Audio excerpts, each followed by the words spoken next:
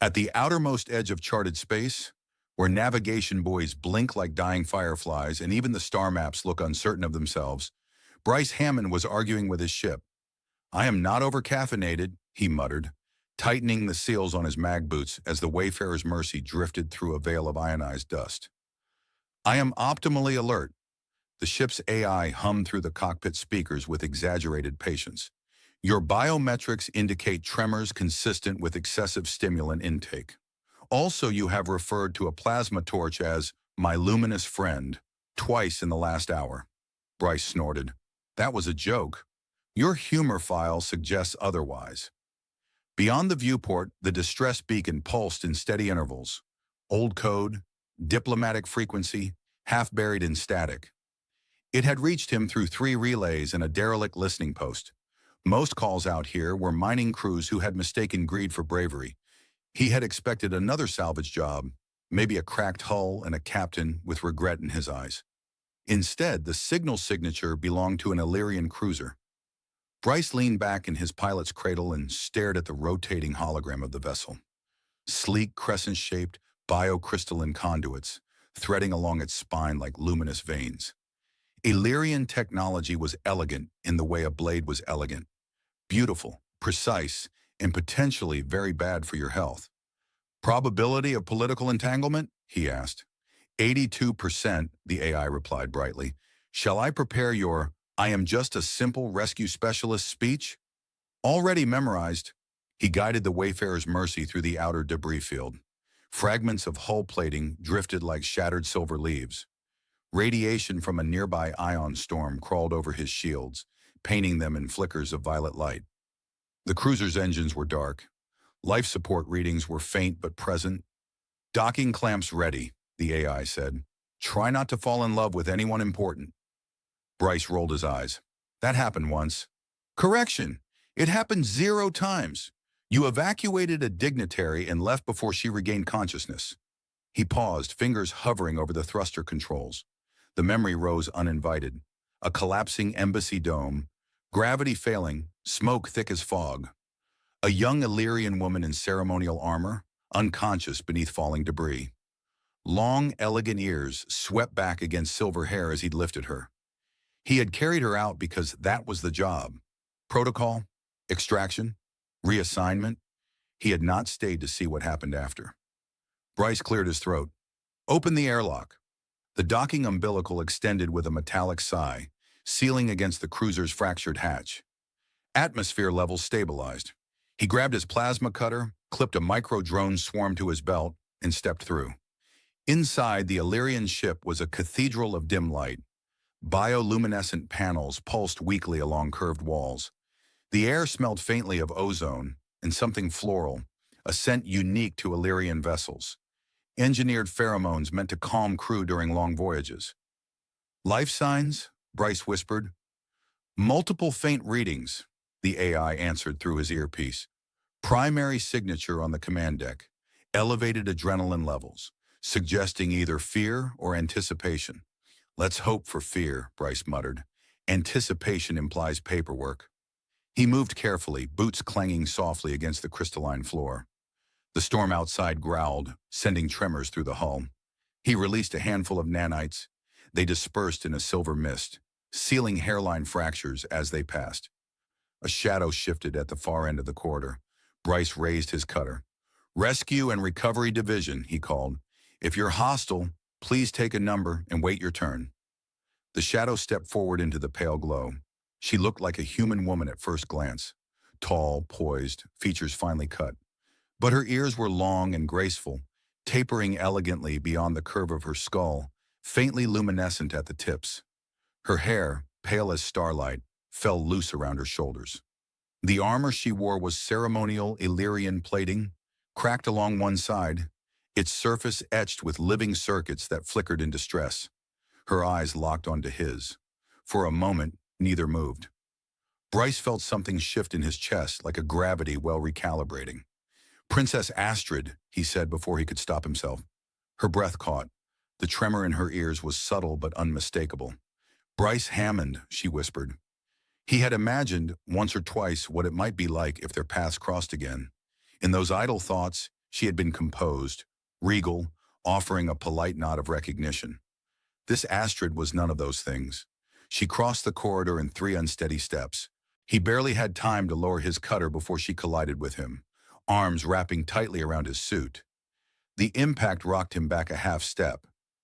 "I thought I'd never see you again," she said, voice breaking into a laugh that trembled on the edge of tears. Bryce froze, hands hovering awkwardly in the air. Well, that seems statistically unlikely given the size of the galaxy, but the AI cleared its digital throat, heart rates exceeding standard greeting parameters. "Not helping," Bryce hissed under his breath. He placed his arms around her carefully, as if she were something fragile and volatile at once. The armor was warm beneath his gloves. He could feel her shaking. "You're safe now," he said, defaulting to the script he used in burning freighters and collapsing habitats. She pulled back just enough to look at him.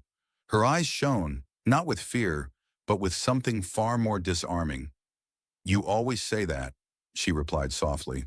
"Occupational hazard." A distant explosion rattled the deck. The storm was intensifying, electromagnetic arcs snapping against the hull. Bryce glanced upward. "As touching as this is, your ship is attempting to become modern art."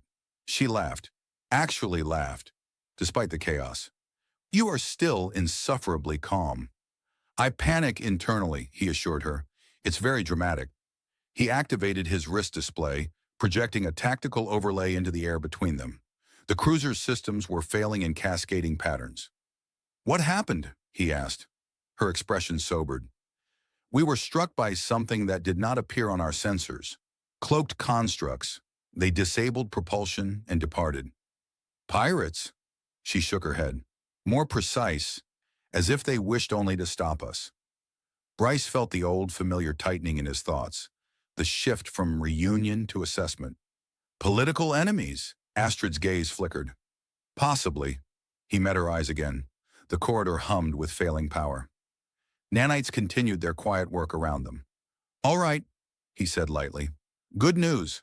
I specialize in inconvenient situations. Bad news. I charge extra for royal drama." She smiled, the tension easing from her shoulders just a fraction. "I believe Illyrian can afford you." "Oh, I know you can." Another tremor rippled through the hull. Warning glyphs flared along the walls in elegant Illyrian script. Bryce extended his hand. "Let's get you and your crew onto my ship before this one decides to disassemble itself." She looked at his hand for a heartbeat longer than necessary. Then she took it. Her grip was firm, steady now. As they moved together toward the docking corridor, Bryce could not shake the sense that the universe had quietly rearranged itself. Years ago, he had carried her out of fire and vanished into assignment logs in distant sectors. He had told himself it was routine, but the way she had said his name, like it had weight, like it had history, made routine feel like a convenient lie. Behind them, the Illyrian cruiser groaned under the storm's assault. Ahead, the Wayfarer's Mercy waited with patient engines and an AI already composing commentary. Bryce allowed himself one small, crooked smile inside his helmet. This was not routine anymore. The moment Astrid stepped through the airlock of the Wayfarer's Mercy, the lighting adjusted automatically, shifting from the sterile white Bryce preferred to a softer spectrum calibrated for Illyrian physiology. Pale gold hues rippled along the corridor walls, reacting to her biosignature as if the ship itself were politely bowing. Bryce noticed inside. "Traitor." "I am being culturally accommodating," the AI replied through the overhead emitters. "Also, her neural frequency is fascinating." Astrid's long ears tilted slightly as she glanced upward. "Your vessel speaks with remarkable confidence." "It thinks it's my supervisor," Bryce said. "Please don't encourage it." She smiled faintly, though exhaustion shadowed her features. Behind her, 2 Illyrian officers, both injured but conscious, were guided by Bryce's medical drones toward the infirmary. The drones hummed softly, projecting translucent stabilization fields around fractures and internal bleeding. Bryce keyed his gauntlet. "Medbay, prioritize Illyrian biochemistry protocols. No experimental enthusiasm." "I resent the implication," the AI answered. "My last experimental enthusiasm saved your life." and removed my eyebrows for a week. Astrid let out a quiet laugh, the sound warmer now, less fragile than before. The tension of the dying cruiser had not vanished, but it had shifted, diluted by the strange intimacy of shared survival. Bryce led her toward the observation deck, a curved chamber at the forward spine of the ship. Outside, the ion storm churned in violet spirals, lightning arcing between clouds of charged particles. The abandoned cruiser drifted behind them, tethered by gravitic lines like a wounded animal awaiting treatment. Astrid stepped closer to the viewport. The golden light reflected along the edges of her long ears, outlining them in a faint halo. For a moment, she said nothing. Bryce leaned against the console, pretending to check system readouts while studying her in his peripheral vision. Years had passed since he had carried her from collapsing architecture in political chaos. Then she had been unconscious, distant, a responsibility. Now she stood here with stormlight dancing across her armor, very much awake. "You were reassigned without warning," she said quietly. Bryce shrugged. "Standard procedure. I go where things are on fire." And I was not on fire anymore. That was the goal. She turned to face him fully. "You disappeared." He opened his mouth with a prepared quip, but it felt too thin. Instead, he exhaled slowly. "I was told the diplomatic crisis had stabilized, that my presence would complicate negotiations. You saved the future ruler of Illyrian. By accident. There are no accidents in politics." He raised an eyebrow. "That's an unsettling philosophy." Her lips curved. "It is accurate." The ship shuddered as a surge from the storm brushed against the shields. Bryce glanced at the energy levels. "Your cruiser took precision strikes," he said, shifting back to analysis. "Cloaked constructs, you said. Did they transmit anything?" "Nothing detectable. They disabled propulsion and departed as if satisfied." "That's rude," he muttered. "At least pirates demand something." Astrid stepped closer to the tactical display hovering between them. Her fingers brushed the projection, and Illyrian glyphs flowed into the human interface seamlessly. Biocrystalline patterns rippled beneath her skin for a second, faint luminescence tracing along her temples. Bryce blinked. "That's new." "I trained," she said simply. "After the embassy incident." He frowned slightly. "In what?" "In crisis management, emergency extraction, xenotechnical systems." She looked at him directly. "You inspired it." He coughed. "I did what any certified rescue specialist would do." "No," she said softly. "You did more." The AI projected a polite chime. "Apologies for interrupting what appears to be a pivotal emotional exchange, but unidentified energy signatures are reappearing at the perimeter." Bryce straightened instantly. "Distance? 200,000 kilometers, phasing in and out of conventional detection." Astrid's posture changed. The warmth in her expression did not vanish, but it sharpened into focus. "They have returned." Bryce's grin was crooked. "See? I bring all the interesting company." He moved to the helm controls, fingers dancing across holographic panels. The Wayfarer's Mercy adjusted orientation, shields redistributing power along the dorsal arc. Outside, space rippled unnaturally. For a fraction of a second, shapes flickered, angular constructs wrapped in distortion fields, like predators testing the water. "They're probing," Bryce said. "Not firing yet." "Perhaps they expected my cruiser to be helpless," Astrid replied. "Surprise. We're not." A pulse of energy lashed out from the void, grazing the shields. The deck vibrated, but held. Bryce winced theatrically. "That was extremely impolite." "I detect minimal structural compromise," the AI reported. "However, I must advise against being heroic." "I am never heroic," Bryce said. "I am strategically stubborn." Astrid stepped beside him at the helm without asking permission. Her hand hovered over a secondary control panel. "May I?" He hesitated half a heartbeat, then nodded. "Try not to reprogram my ship." "No promises." Her fingers moved with surprising familiarity. She rerouted auxiliary power through the gravitic tethers still linking the disabled cruiser. Energy surged outward, amplifying the local electromagnetic interference from the storm. The cloaked constructs flickered more violently now, their distortion fields destabilizing in the charged turbulence. Bryce stared at her. That's either brilliant or catastrophic. It is both, she replied calmly. A second energy pulse launched from the enemy formation, but it fractured mid-flight, scattering into harmless sparks as the storm's interference spiked. Bryce barked a laugh. You just weaponized bad weather. You once weaponized a collapsing building, she reminded him. Fair point. The constructs hesitated, then began to withdraw, phasing backward into deeper space. Within seconds, their signatures dissolved completely. Silence returned to the observation deck, broken only by the steady hum of stabilized shields. Bryce exhaled. Well, that was mildly concerning. Astrid looked at him, and for the first time since boarding his ship, her smile was unguarded. You always say that when death is narrowly avoided. It's a coping mechanism. He became aware of how close they were standing. Their shoulders nearly touched. Outside, the storm slowly unwound, its fury drifting into distant spirals. You have changed, he said quietly, as have you. I still complain about my AI. And you still run toward danger. He gave her a sidelong glance. You seem disappointed. I am relieved, she corrected. He studied her face, the steadiness there, the quiet strength that had not been present years ago. The long ears that marked her as Illyrian tilted slightly toward him, attentive. You're not the same princess I carried out of that embassy, he said. No, she agreed, I am not. A faint alert chimed from the medbay. The injured officers were stabilizing. Bryce relaxed marginally. Good, because I'm not sure I could carry you again. You look heavier. Her eyes widened in mock offense. Are you commenting on royal fitness? Strictly gravitational analysis? She laughed, a sound that seemed to lighten the air itself. The AI interjected smoothly. For the record, her mass remains within optimal parameters. Thank you, Astrid said graciously. Stop encouraging it, Bryce groaned. The storm continued to fade, revealing a clearer stretch of stars beyond.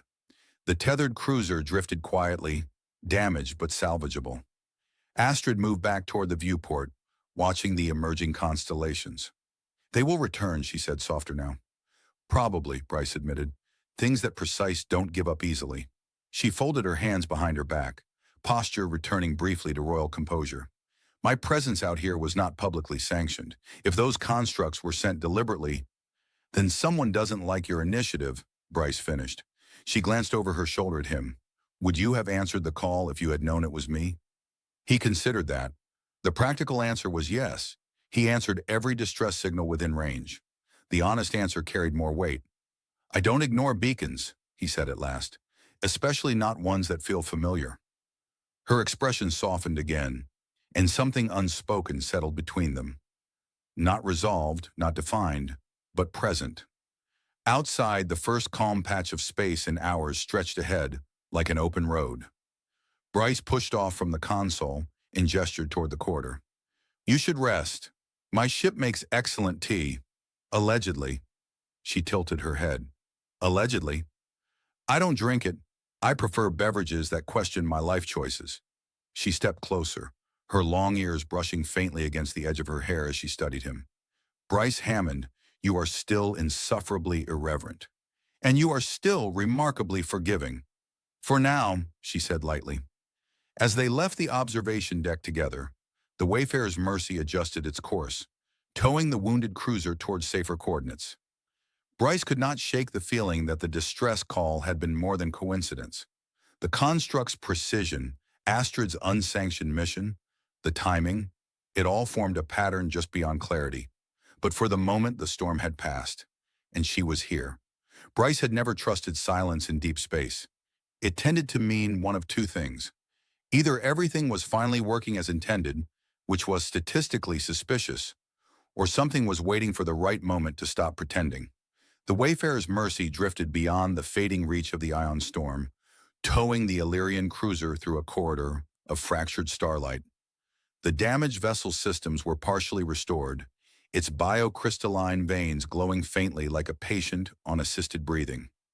Astrid stood in the central operations chamber, studying a rotating hologram of the attack vector, her long ears angled slightly backward in concentration, catching the low hum of the ship's core as if it were part of the data. Bryce leaned against the circular console, arms folded. Tell me this is just pirates with expensive toys? It is not pirates, she replied calmly. I dislike when you say things calmly. She adjusted the projection, magnifying the point in space where the cloak constructs had first appeared. The hologram shimmered, revealing microscopic distortions, space-time ripples too subtle for standard sensors. They phase through micro-fold corridor, she said. That technology is not commercially available. Bryce whistled softly. So either someone has a very ambitious research department, or we have new friends. The AI's voice slid into the room. Clarification. Friends may be an inaccurate descriptor. Don't ruin my optimism, Bryce said. Astrid's gaze shifted to him. You joke when you are unsettled. I joke when I'm breathing. That is not what I meant. He pushed off the console and stepped closer to the hologram. If someone wanted you eliminated, they could have finished the job. They disabled propulsion and left. They wanted to halt my mission, she said, not end it. And your mission is... She hesitated, and for the first time since boarding his ship, uncertainty flickered in her expression. I was traveling to the frontier colonies beyond Illyrian's central authority, she said. There are settlements requesting greater autonomy. Officially, I was inspecting trade routes. Unofficially, I intended to listen. Bryce blinked. You were going to negotiate with people who don't feel heard. Yes? Without telling your government. Correct. He stared at her for a long moment. That's either courageous or catastrophically naive. She met his gaze evenly. Perhaps both. A soft chime echoed through the chamber. One of Bryce's reconnaissance drones had returned from scanning the periphery. Its spherical body floated into the room, projecting a new layer of data across the hologram. Residual signature detected, the AI reported. Energy trail consistent with cloaked construct propulsion. Bryce's posture sharpened. Still nearby? Uncertain. The trail disperses irregularly. Astrid stepped forward, fingers brushing the projection again. Illyrian glyphs cascaded across the human interface, integrating seamlessly. Bryce watched the patterns form with a mix of admiration and professional concern. You integrate with my systems disturbingly well, he said. Your architecture is elegantly adaptable, she replied. That is the nicest thing anyone has ever said about my ship. A ripple passed through the hologram. A faint cluster of distortions appeared, barely visible, like fingerprints pressed against glass. There, Astrid said quietly. Bryce leaned in. That's not random. No. The cluster formed a loose arc around their trajectory, maintaining distance but matching speed. They're hurting us, Bryce murmured. To where? Astrid asked. Somewhere inconvenient. The AI's tone shifted, subtly tightening. Recommendation, alter course unpredictably. Bryce nodded. Let's dance. The Wayfarer's Mercy adjusted its vector, engines flaring in controlled bursts. The tethered Illyrian cruiser followed, its damaged systems straining but compliant. For several seconds, nothing changed. Then the distortions shifted. Astrid exhaled slowly. They adapt quickly. Bryce grinned. So do we. He triggered a command on his wrist. A swarm of micro-drones launched from hidden ports along the ship's hull, scattering in multiple directions. Each emitted a faint decoy signature, mimicking the Wayfarer's Mercy's energy profile. On the hologram, the arc of distortions fractured, dividing toward the false trails. Astrid glanced at him. You anticipated pursuit. I assume everyone wants to chase me. It's healthy. You are insufferably self-aware. I practice. One of the distortions accelerated unexpectedly, bypassing the decoys and aligning directly with their real trajectory. Bryce's grin faded slightly. That one's smarter. The ship shuddered as a narrow beam of coherent energy lanced through space, grazing the outer shield layer. The impact was precise, surgical. Astrid's ears flared outward instinctively. They are testing structural thresholds. Rude and analytical, Bryce muttered. I dislike them more every second. He rerouted shield harmonics, altering the frequency spectrum. The next pulse struck and dispersed, scattering into a halo of harmless photons. Astrid allowed herself a small smile. Improvisation suits you. It's either that or paperwork. The distortions wavered again. For a moment, Bryce thought they might retreat. Instead, three constructs phased fully into visible spectrum, abandoning stealth. Angular hulls unfolded like metallic origami, surfaces rippling with dark energy. "They're beautiful," Astrid said softly. Bryce stared at her. "They're shooting at us." "Yes," she agreed, "but the design is elegant." Another beam fired, this one aimed at the gravitic tether connecting the cruiser. Bryce reacted instantly, boosting power to the tether's reinforcement field. The beam struck and splintered, but the impact rattled the deck. "They're trying to isolate you," he said. "Or force you to abandon us," she replied. "Not happening." He rotated the ship sharply, using its mass to shield the damaged cruiser. The maneuver strained the engines, but held. The constructs repositioned, forming a triangular formation. Astrid stepped closer to the helm again. "May I assist?" "You seem to enjoy asking that." "I am being polite." He nodded once. She accessed the cruiser's partially restored systems remotely, synchronizing its residual energy output with the Wayfarer's Mercy's deflector array. The two ships' fields merged, creating a layered interference pattern. The next volley from the construct struck and refracted unpredictably, ricocheting between the overlapping shields before dissipating. Bryce barked a laugh. "You turned their math against them." "You once told me rescue is applied physics," she said. "I was trying to sound impressive." It worked. The constructs hesitated. For a fraction of a second, Bryce saw something else in their configuration. A coordinated recalibration, as if a distant intelligence were observing. "They're not autonomous," he murmured. "No," Astrid agreed. "They are directed. By someone who doesn't like your listening tour." She met his eyes. "Or someone who does not like you." He blinked. "What did I do?" "You saved me," she said simply. The implication hung between them. A final surge built within the constructs, energy accumulating along their hull seams. "Brace," the AI warned. Before the blast could fire, Bryce executed a maneuver bordering on reckless. He cut primary engines and released the gravitic tether simultaneously. The sudden shift in mass distribution sent the cruiser drifting in one direction, while the Wayfarer's Mercy dropped abruptly below the construct's targeting plane. The charge volley tore through empty space. Astrid gripped the console to steady herself. That was not within safe parameters. Safe parameters are suggestions. The constructs recalibrated too slowly. Bryce reignited engines at full thrust, angling toward a dense cluster of debris left by the storm. The field of fractured metallic fragments became a chaotic maze. The constructs pursued, but their precision faltered amid the unpredictable trajectories of spinning debris. Bryce navigated through narrow gaps, shields flaring as fragments glanced off.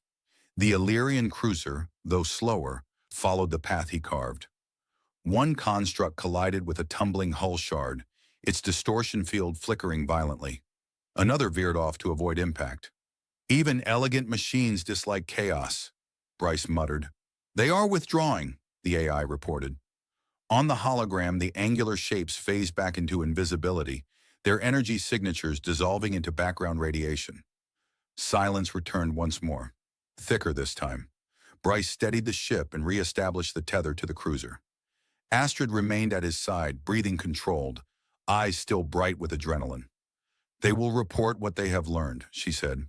"So will we," he replied. She studied him for a long moment. "You could have left, detached the cruiser, escaped alone." He shrugged lightly. "That would have been tactically efficient." "But you did not." "I dislike unfinished business." Her gaze softened, but did not lose its strength. "Bryce Hammond, you are far more than a rescue specialist." "Don't spread that rumor," he said. "It will increase my workload."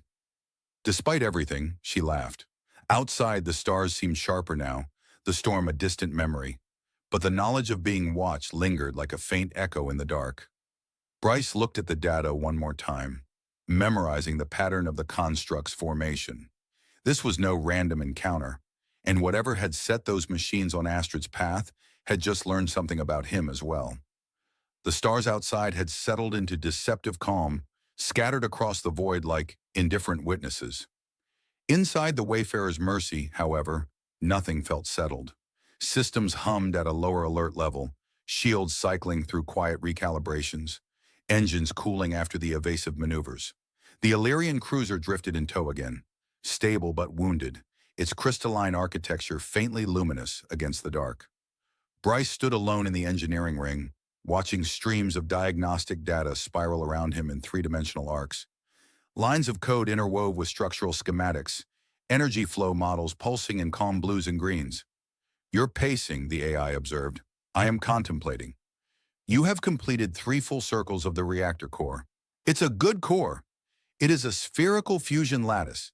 It does not require admiration." Bryce stopped, resting his palm briefly against the transparent shielding that separated him from the contained starfire within. The glow painted his face in warm light. "They weren't testing shields," he said quietly. "They were testing response times." "Yes," the AI agreed. "Your maneuver efficiency improved after initial engagement." "That's not comforting." He dismissed the data and pushed off toward the upper deck. The corridor lighting brightened slightly as he approached the observation lounge. The door slid open without a sound. Astrid stood near the curved viewport again, though this time she was not studying tactical overlays. She had removed her damaged ceremonial armor.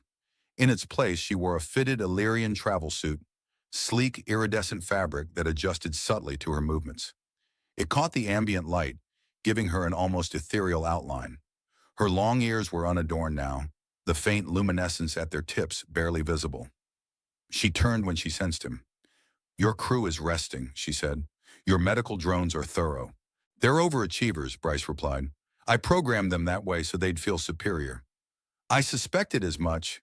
He stepped beside her, folding his arms loosely. For a while, neither spoke. The galaxy stretched before them, vast and silent. "You have not asked the most obvious question," she said at last. Bryce tilted his head. "Which one?" "Why I was truly traveling to the frontier. I assumed you'd tell me when you were ready. That is either respectful or infuriating. I aim for balanced ambiguity." Her lips curved faintly. "The frontier colonies believe Illyrian's central council has grown distant. Policies are issued without understanding lived realities. Resources allocated without consultation. They asked for a royal envoy who would listen rather than command. And you volunteered." "Yes, without official authorization." She nodded once. "If I had requested permission, the mission would have been delayed indefinitely. Debate is a favored Illyrian pastime." "Humans prefer arguing loudly," Bryce said. "It saves time." Astrid's gaze drifted back to the stars. "The constructs that attacked us were too precise to be pirates. Their objective was interruption." "Which suggests someone knew your trajectory," Bryce said, "or anticipated my intent." He studied her profile, the quiet strength there, layered over the memory of the woman he had once carried through smoke and falling debris. "You've changed," he said again, softer this time. "So have you," she replied. "I still fix broken things. You also protect them." He made a dismissive gesture. "Occupational hazard." She turned fully toward him now. The distance between them felt smaller than the width of the deck. "When you left Illyrian years ago," she said, "I searched for your service record." Bryce blinked. "That seems mildly invasive." "I had just survived an assassination attempt. I felt entitled." "Fair. I learned you had been reassigned to sectors beyond our diplomatic influence. Standard debrief and redeploy. You did not send a message." He shifted his weight. "It didn't seem appropriate." "Why?" "Because I was a contractor, a tool. You were royalty. There are lines." Her ears angled slightly forward, attentive. "And do you always obey lines drawn by others?" He let out a short breath that might have been a laugh. "I specialize in obeying the ones that prevent explosions." "Explosions are not always physical." That settled between them more heavily than any tactical projection. The AI chose that moment to interrupt. "Incoming transmission request from Illyrian command channel. Encryption level high." Astrid stiffened almost imperceptibly. "Patch it through." A translucent figure materialized in the center of the room. An older Illyrian counselor, features stern, long ears adorned with thin metallic filaments denoting status. "Princess Astrid," the projection intoned, "your vessel's deviation from declared route has been noted." Bryce leaned casually against the wall. Hello to you too. The counselor's eyes flicked toward him with visible disapproval. Human operative. Rescue specialist, Bryce corrected. Astrid stepped forward. Counselor Valus, my cruiser was attacked by unidentified constructs. We were forced off course. We are aware of the incident, Valus replied. Our own sensors detected irregularities. And, Astrid pressed, and you are to return immediately to Illyrian Prime. Further independent travel is inadvisable. Bryce raised an eyebrow. That sounds suspiciously like, stop what you're doing. Valus ignored him. Your safety is paramount, Princess. The frontier discussions can be reassigned. To whom? Astrid asked evenly. There are other envoys. Envoys who will listen? The projection's silence was answer enough. Bryce crossed his arms. With respect, Counselor, someone out here has access to cloaked microfold technology. If you pull her back now, you're confirming their strategy worked. Valus regarded him coldly. Your analysis is not requested. Free of charge, Bryce said lightly. Astrid lifted her chin. Counselor, I will return after ensuring the safety of my crew and escort vessel. That was not a request. She held his gaze without flinching. Nor was mine. The projection flickered, then dissolved. Silence returned to the lounge, thicker than before. Bryce let out a low whistle. You enjoy challenging ancient authority figures. I enjoy progress, she replied, and they enjoy control. Yes. He studied her face. There was tension there now, but not fear. Conviction.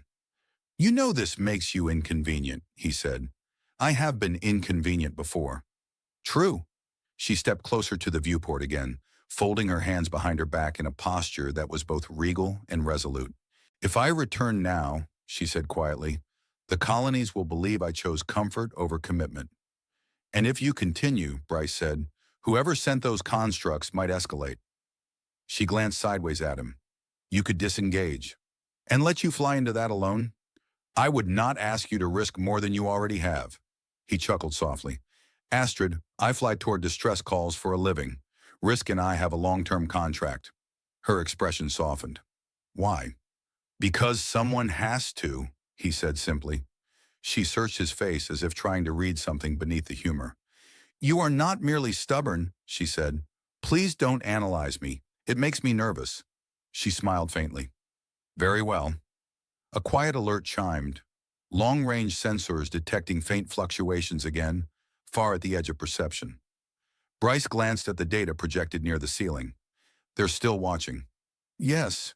He straightened, rolling his shoulders as if preparing for another round.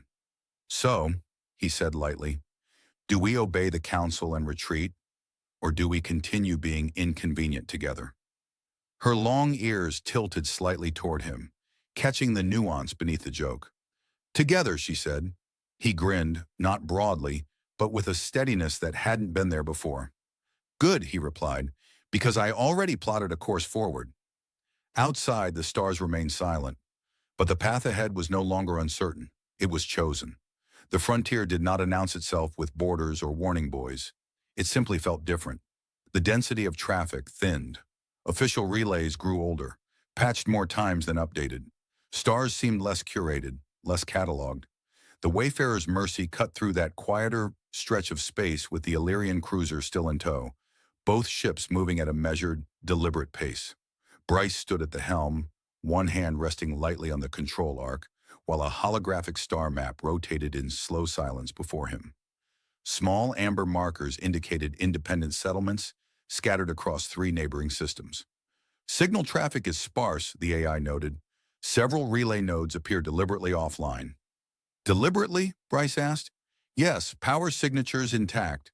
Transmission functions disabled. Astrid stepped closer to the display. She had returned to wearing a lighter version of her ceremonial armor. Reinforced but flexible, the etched circuits along its surface glowing softly with each subtle movement.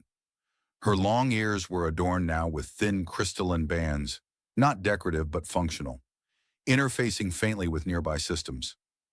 They are shielding their communications, she said. Not from pirates, from oversight. Bryce exhaled through his nose. So the colonies don't trust Central Command. They trust being heard, she corrected, which they aren't. Not consistently. He angled the star map toward her. First stop? Varel Outpost. It is small, agricultural primarily. If unrest were to begin anywhere, it would not be there. Which makes it useful, Bryce said. Yes. The Illyrian cruiser's systems were stable enough now to navigate independently, but Bryce had insisted on maintaining the tether until they reached safer coordinates. I prefer redundancy, he had said. You prefer control, Astrid had replied. He had not argued. As they approached Varel's star, long-range sensors began to hum with irregular activity. I am detecting energy fluctuations inconsistent with standard colonial infrastructure, the AI announced. Bryce frowned. Define inconsistent. Military-grade power cycling. Astrid's gaze sharpened. Illyrian does not station military vessels in Varel. Then someone else does, Bryce muttered. The star map shifted, highlighting a cluster of objects near the planet's orbital ring. At least 4 vessels, angular, sleek, not matching Illyrian design. Bryce leaned forward. Those aren't your people's ships. No, Astrid said quietly. They are not. One of the unidentified vessels adjusted its vector, orienting toward their approach. Well, Bryce said lightly, either they're welcoming us or measuring us for target practice. Your optimism is admirable, Astrid replied. Thank you. It's heavily rehearsed. The incoming vessel transmitted a tight beam pulse, encrypted and structured. Intercepting, the AI said. The encryption matrix resembles the cloaked construct's signature. Bryce's jaw tightened slightly. So the machines had supervision. Astrid folded her hands behind her back, posture straightening with quiet authority. Open the channel. The central display flickered to life, revealing a human face. Sharp features, dark uniform, insignia unfamiliar. This sector is under provisional security oversight, the man said evenly. Identify yourselves and state your purpose. Bryce raised an eyebrow. Rescue and Recovery Division, independent contractor. Towing damaged vessel. Purpose, not being shot. The man's gaze shifted briefly to Astrid. Recognition flickered. Princess Astrid of Illyrian, he said. Your deviation from authorized travel corridors has caused concern. Astrid's expression remained composed. Concern sufficient to deploy cloak strike constructs? The man did not answer directly. The frontier colonies are experiencing instability. External interference is unwelcome. Listening is not interference, she replied. Listening changes things, he said. Bryce leaned casually against the console. You attacked her ship. We prevented escalation. That's a creative interpretation. The man's eyes hardened slightly. Return to Illyrian Prime. This region is temporarily restricted. Astrid did not look at Bryce when she spoke. Under whose authority? Coalition security mandate. Bryce muttered under his breath. That's never comforting. The channel terminated without further explanation. Silence lingered in the cockpit. Coalition? Bryce said finally. Since when does a coalition get to secure your frontier? Astrid's long ears angled subtly, reflecting unease. Since instability threatens larger interests. And you're listening to her threaten stability. Yes. Bryce studied the vessels orbiting Varel. Their formation was disciplined but not aggressive, yet. They won't fire unless provoked, he said. Too many witnesses. Unless we are declared the provocation, Astrid replied. He gave her a sideways look. You're remarkably calm about being unofficially blockaded. I have had practice. He opened a private channel to the Illyrian cruiser's bridge, coordinating with her officers. Tactical overlays blossomed around the orbital cluster. We're not engaging, Bryce said. We're threading. Threading, Astrid echoed. I'm going to pass between them without looking threatening, which means you need to look very royal. She arched a brow. Is there a specific posture for that? Confidence, mild disappointment, like they've tracked mud onto your palace floor. She almost laughed, then schooled her expression into something cool and composed. The Wayfarer's Mercy advanced slowly, engines at minimal output. The tether to the cruiser retracted fully, both ships aligned side by side. The coalition vessels shifted slightly, adjusting their relative spacing. Energy signature stable, the AI reported. Weapons charged but not targeted. Bryce guided the ship along a narrow vector between two of the larger vessels. The distance closed gradually, hull plating reflecting cold metallic surfaces only meters away. Astrid stood beside him, chin lifted. Her long ears were perfectly still now, no visible sign of tension. One coalition vessel pinged them with a deep sensor sweep. Bryce winced theatrically. That tickles. Maintain composure, Astrid murmured. I am composed. You are narrating. That helps. The final gap opened ahead, leading toward Varel's orbital ring. Then one of the coalition ships shifted unexpectedly, sliding into their projected path. Obstruction, the AI announced. Bryce exhaled slowly. They want us to flinch. Astrid's voice was steady. Do not. He adjusted their trajectory by a fractional degree, just enough to maintain forward motion without appearing evasive. The coalition vessel held its position. Distance closed. 50 meters. 30. Bryce's fingers hovered over the emergency thruster override. Trust them, Astrid said quietly. I don't, he replied, but I trust you. At the last possible second, the coalition ship drifted aside, clearing a corridor barely wider than their combined hull widths. The Wayfarer's Mercy and the Illyrian cruiser slipped through. Once beyond the blockade perimeter, Bryce released a breath he hadn't realized he was holding. That, he said, was unpleasant. Astrid allowed herself a small smile. You did not flinch. Internally, I flinched a great deal. Below them, Varel's surface came into view. Patchwork agricultural domes glinting under a pale sun. Transport lanes faint but active. They're being watched, Bryce said. Yes. And now so are we. She met his gaze, something resolute burning beneath her calm exterior. Then let them watch, she said. He nodded once. As the two ships descended toward the orbital ring, Bryce knew this was no longer about a distress call or unfinished emotions. The frontier was not empty, it was contested. Forces moved quietly behind the scenes, deploying machines and mandates in equal measure.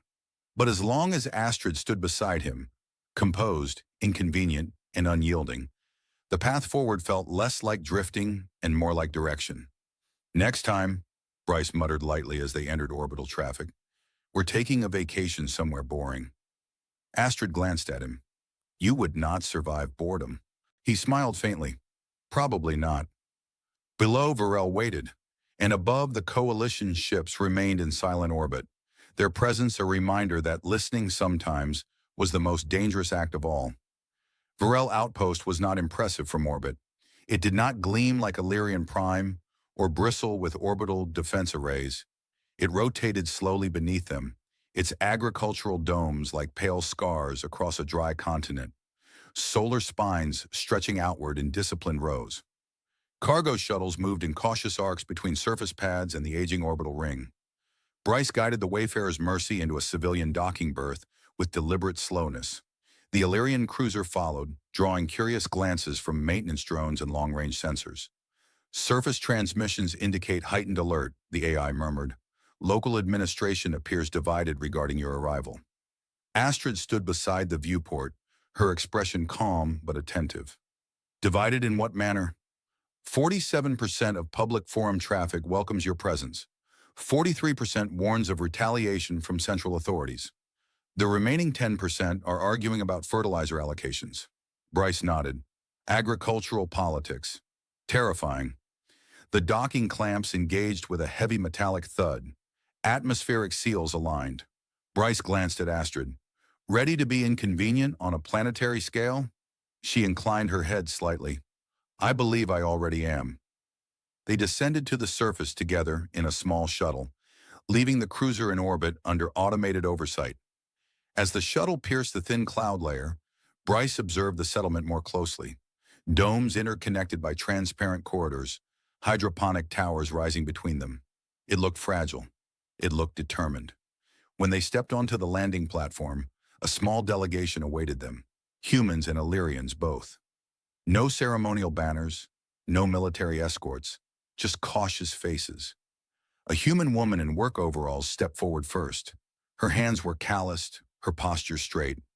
Princess Astrid, she said, voice steady but edged with strain. We didn't expect you to actually come. Astrid offered a respectful incline of her head.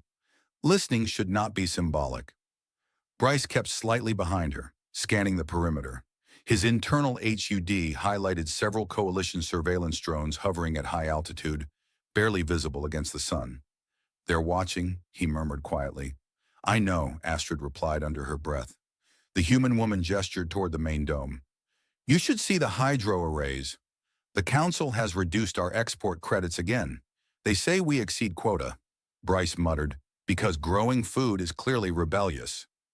Astrid's lips twitched faintly, but her gaze remained focused. "Show me." They walked through the transparent corridors, sunlight filtering through polymer glass. Workers paused to watch them pass. Some nodded respectfully. Others looked wary, as if her presence might trigger consequences they would be forced to endure. Inside the central hydrodome, rows of vertical crops stretched upward in tiered spirals. Automated irrigation lines hummed softly. "This outpost feeds 3 neighboring systems," the woman explained. "Yet our allocation for infrastructure upgrades was cut last cycle. They say resources must be centralized for stability."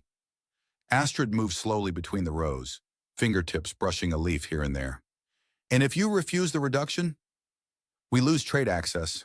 Bryce leaned against a support beam. "Which means compliance through dependency." The woman glanced at him. "You're not from Illyrian." "No," he said lightly. "I specialize in other people's problems." Astrid turned back to the delegation. "If Varel were granted local governance over its export quotas, how would you respond?" The question lingered in the humid air. "With responsibility," the woman said after a moment. "We're not asking to abandon Illyrian. We're asking to be treated as partners." Astrid nodded slowly. Above them, the faint hum of something heavier than a shuttle vibrated through the dome structure. Bryce's gaze snapped upward. "That's not agricultural."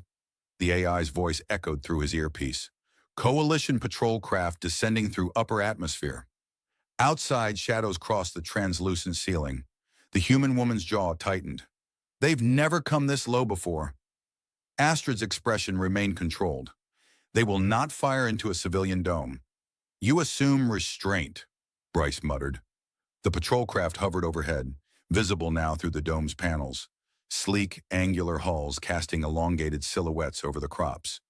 A communication request pinged Bryce's wrist display. "On speaker," he said.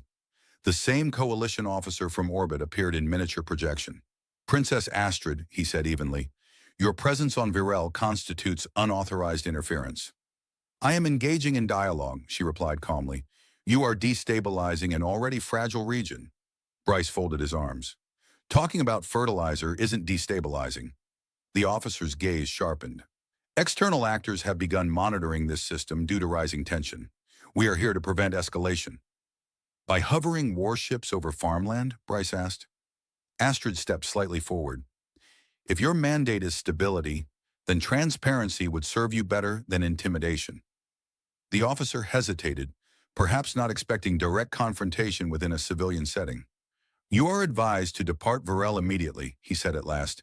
"Further refusal may result in restricted travel status." Bryce blinked. "Is that a polite way of saying house arrest?" The transmission ended.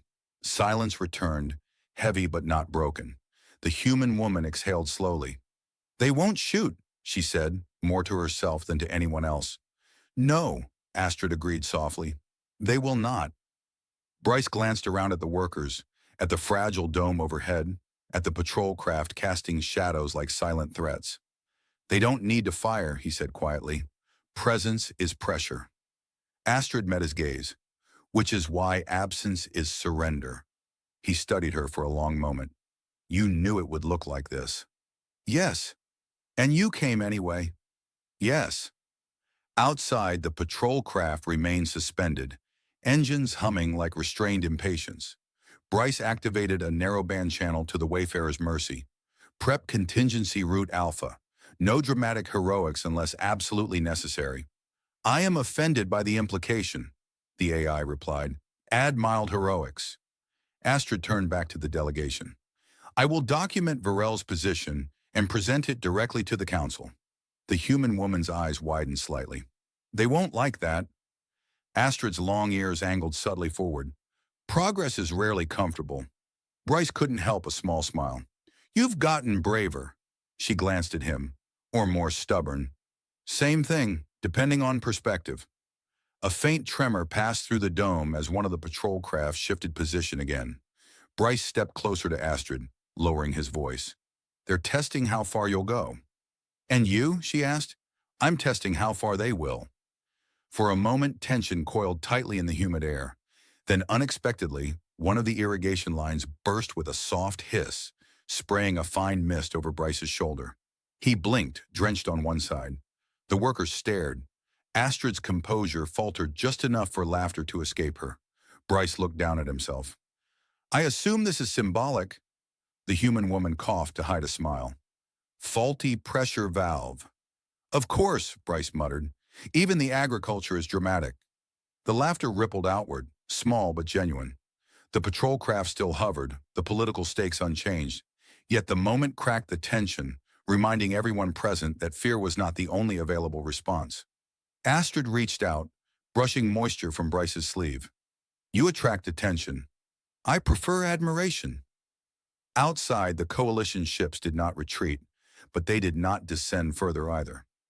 As the conversation resumed within the dome, quieter now but steadier, Bryce realized something had shifted, not in the sky, not in the political calculus, in her. Astrid was no longer the princess he had carried through smoke. She was choosing her path in full view of those who opposed it. And he, whether by duty or by something far less defined, was choosing to stand beside her. Above Varel, the patrol craft remained, watching. But on the surface, seeds were being planted that no amount of hovering steel could uproot. The patrol craft did not fire. They did not retreat either. They hovered in patient arcs above Varel for 3 full planetary rotations, their presence a silent argument. Astrid remained on the surface the entire time. Bryce expected speeches, dramatic declarations, perhaps even arrests. Instead, what unfolded was quieter and far more disruptive. Astrid walked through processing facilities and hydro towers, listened to engineers describe failing grid nodes, reviewed trade ledgers with local administrators. She asked questions that were not rhetorical. She took notes personally, her crystalline interface bands glowing softly as data streamed into encrypted storage. Bryce followed at a respectful distance, occasionally leaning against structural beams and pretending not to be monitoring every thermal fluctuation within a 10-kilometer radius. You're brooding, the AI commented through his earpiece. I'm evaluating. You have used that word 4 times today. Stop counting.